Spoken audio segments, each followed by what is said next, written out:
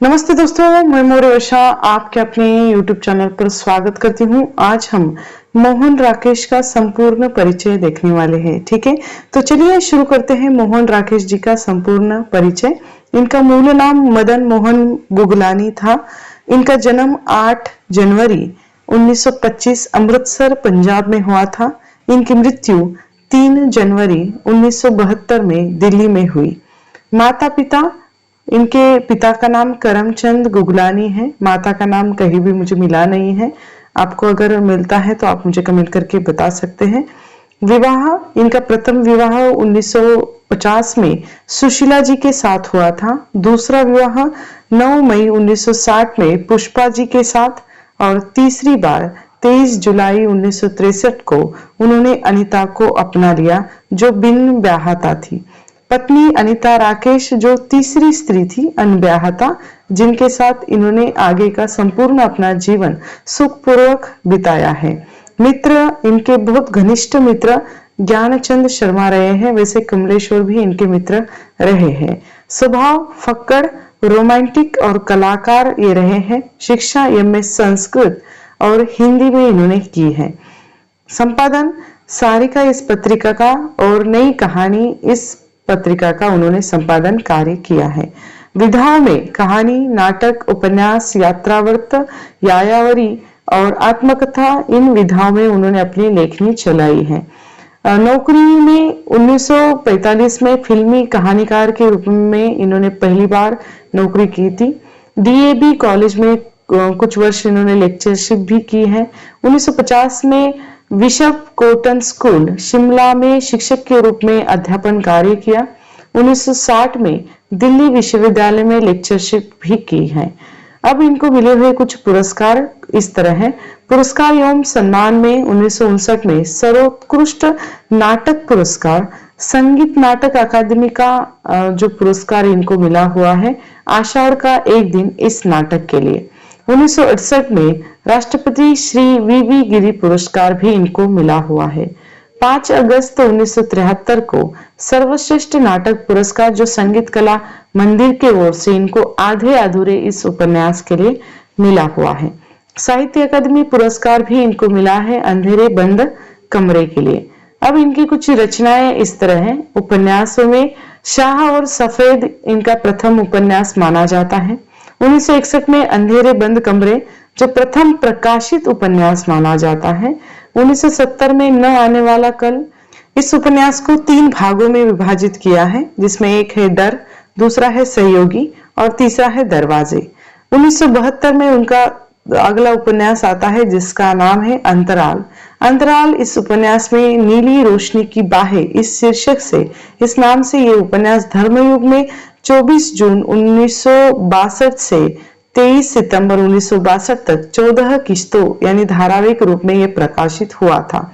1964 और 65 के बीच में कांपता हुआ दरिया, ये इनका उपन्यास आता है। और अगला है कई एक अकेले, यह उपन्यास आता है। अब इनके कुछ कहानी संग्रह।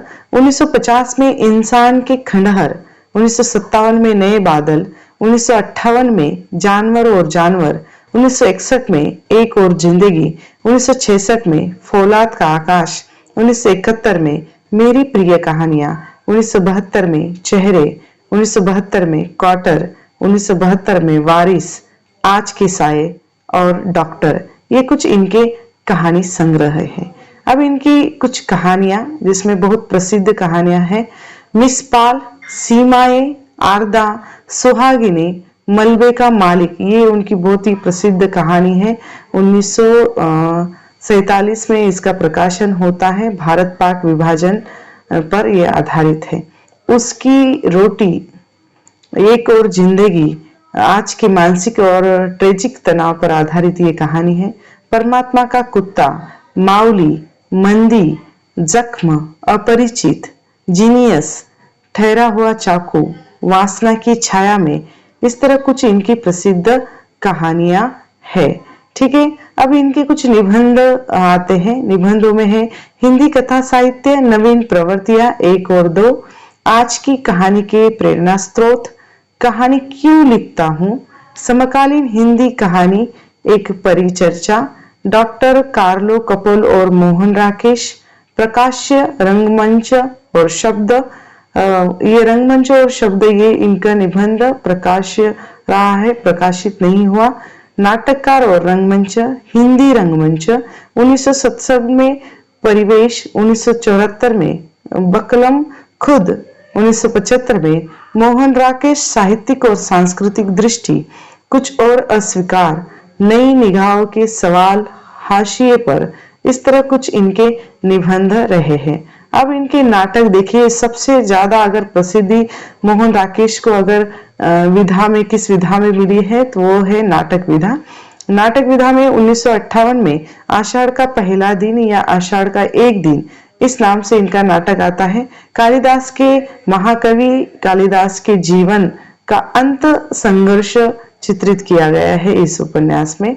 1963 में लहरों के राजहंस इस नाटक में नंद का अंतर्द्वंद्व चित्रित किया, जो नंद आधुनिक भावबोध का प्रतिनिधित्व करता है।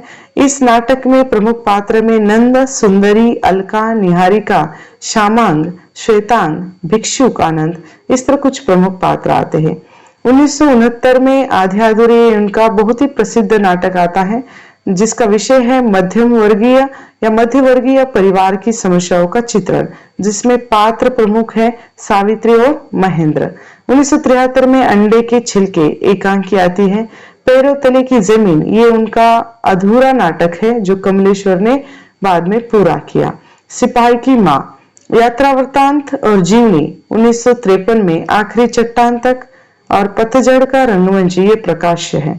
अनुवाद में 1961 में मृच्छकटिक, 1965 में अभिज्ञान शाकुंतल और एक औरत के चेहरे, ये कुछ अनुवादित उनकी किताबें हैं।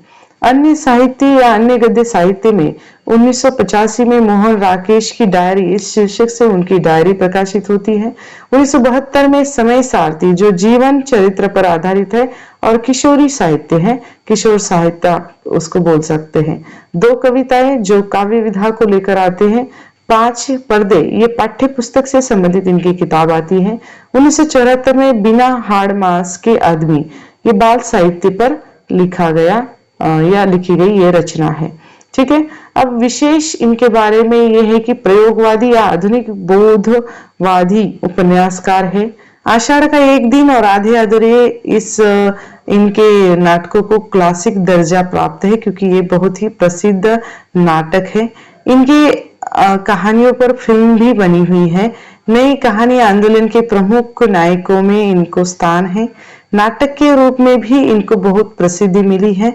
अब इनका एक प्रसिद्ध कथन है, अनीता जी को यानी उनकी तीसरी जो पत्नी है उनको उन्होंने उद्देशित करते हुए कहा था कि जिंदगी में पहले नंबर पर मेरे लिए मेरा लेखन है, दूसरे नंबर पर मेरे दोस्त और तीसरे नंबर पर तुम, लेकिन तीनों ही मेरे लिए आवश्यक है।